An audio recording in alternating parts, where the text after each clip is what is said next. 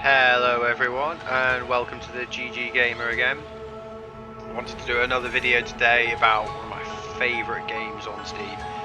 This is Surviving Mars, real-time strategy game where, clues in the title, you have to colonise Mars. And just the kind of detail on this and the stuff you have to do to sort of terraform it and all the kind of different things you can do it is just brilliant. You know, if you completely nerd out over, going to Mars or space exploration or stuff, this is a game for you.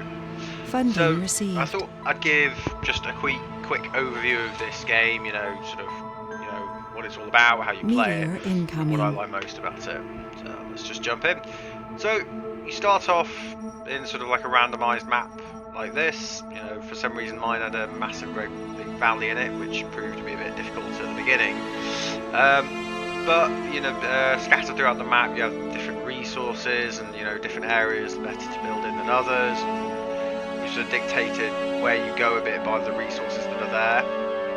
So obviously, when you first get here, sort of the basic ones are the most important, like water for one, concrete, these kind of things. When you first start off, everything's automated, so just rockets come and you've got prefab buildings with just these little drones just going around here. And these little drones do everything basically, they're the workers of the whole base. After a while, once you sort of built up your infrastructure a bit, you're then able to bring people to Mars, and then you obviously have to keep them in these domes, or at least until the air is breathable. This is the terraforming process. So once all of these are about 75% or close to 100%, you can actually close the dome or open them, and people can actually go out on the surface of Mars. But I'll just explain like the basic process. So first of all, obviously you have to get water. That's a really sort of big resource that you always need to have, even if you don't have humans, because you get water. You're able to get things like fuel power rockets. Rockets can bring in not only people but structures as well. So you get the underground deposits here. Then you have to build water extractors around it. So you can see just how much is the total. That's how much we have left.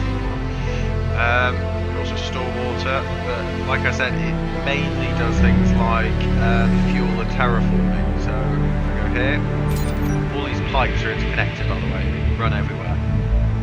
So this is a fuel refinery. It obviously needs water, and then it starts producing fuel, which is right there, next to the launch pad. All these are basic water towers. These are actually water vaporizers. They get it from the air. They're slower and they don't produce as much, but they don't need to be on like a water deposit. So the next resource you need is concrete, which is just everything you build has concrete.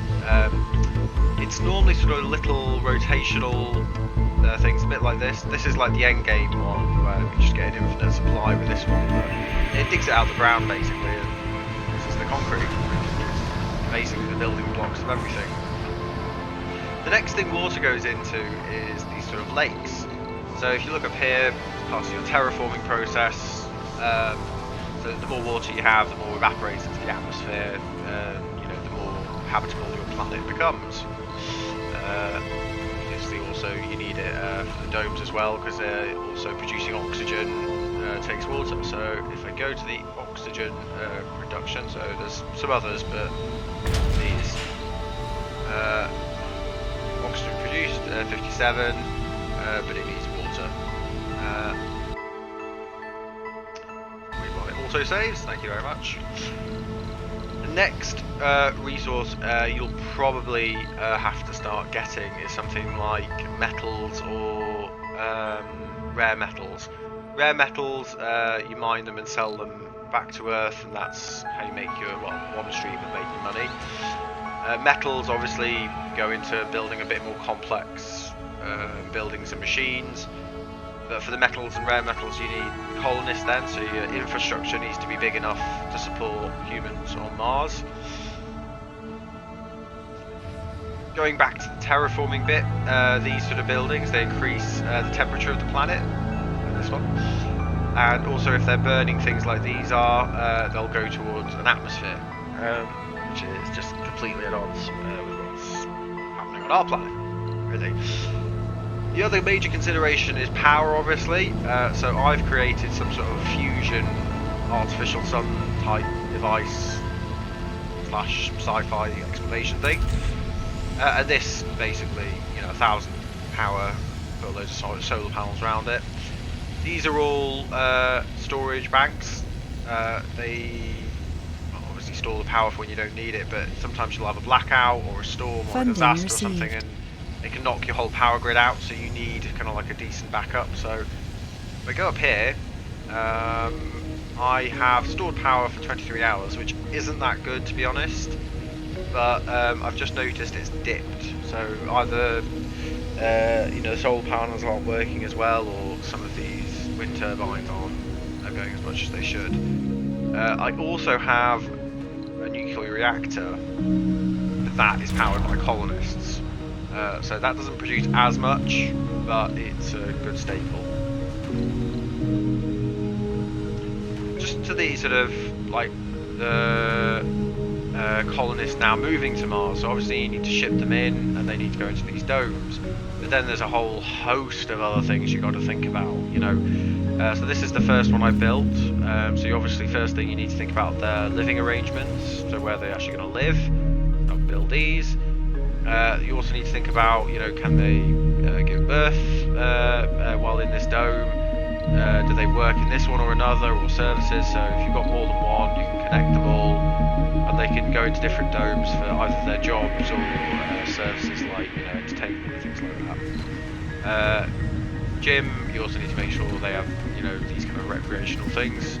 You go on here, you can actually see what they want. So more social, gaming, exercise, shopping, relaxation buildings. So yeah, I mean, this is why I connected the other domes, and they've all got a slight variation. So if I show you some of the later ones, you can actually see a better thing of what the entertainment is. So a big space bar there, that's a crucial building there.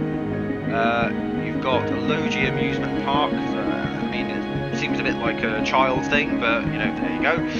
Then I've got production buildings here, so machine parts and polymers that you've got at the top. These are sort of more advanced machines and buildings you make, the more sort of machine parts and polymers you need.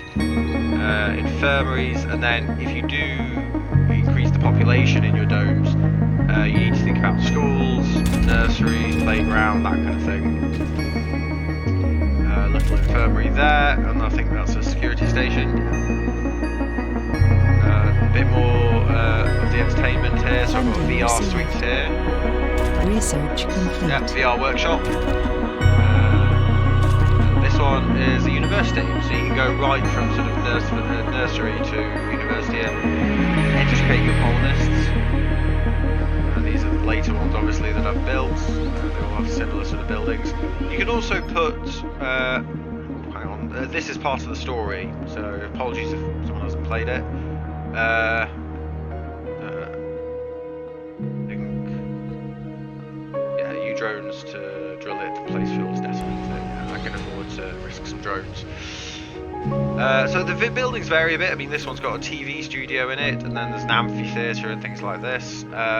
In terms of feeding your colonists, you can put farms and sort of hydroponics in your domes, but they don't produce that much. You can also have things like outside ranches, for animals.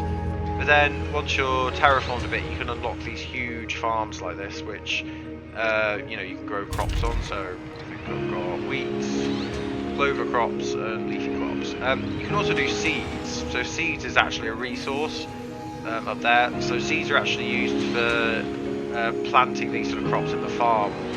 But also, if I go back to the terraforming process, you see this here, sort of how much forestation I have on the planet. It's not that much, but it's these things that are actually creating the plants and the trees. So this actually terraforms it, but you need quite a lot of them. And these are all seeds. So you need a lot of seeds to sort of get the forestation terraforming process going.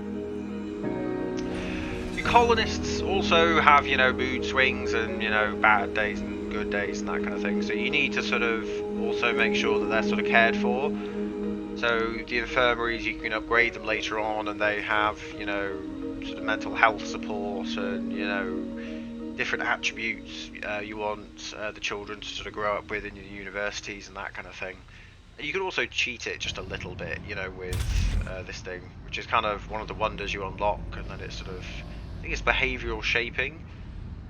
Combination of psychosomatic triggers and suggestopedic methodology to cultivate new perks in colonists. So that's it all, you know. Soon be available on the NHS. And that's more or less it. Sort of once you get into sort of end game territory, things become a bit easier in terms of resources. I mean, Funding this, received. the space elevator, you can pretty much get any resource you want on it at a lot lower cost, but you obviously have to build it first. This thing tunnels deep into the centre of the Earth, but you know, digs out loads of metal and rare metals, so you're pretty much sorted for that once you've got it. You've already seen the concrete extractor there, and you're sorted for concrete then. And that's more or less it. The only thing I haven't really shown you here is the research screen. So you have a good amount of things to research, so just under 140. I've done most of them. And the one I'm waiting for is the new expansion where you can sort of tunnel underground, and I'm assuming it comes up here, but I haven't unlocked it yet.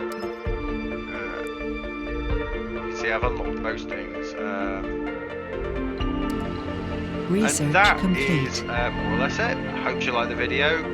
Hit like and subscribe if you did. Let me know in the comments if you played Surviving Mars, or if you're thinking of picking it up and giving it a go. I would highly recommend, like I said, especially if you like those kind of space, sci-fi, real-time strategy building things. And you know, you can sink hours into a game like this. You know, I think I've got over 100 on record, and you know, I still play on it. So thank you everyone for watching, and I'll see you in the next one.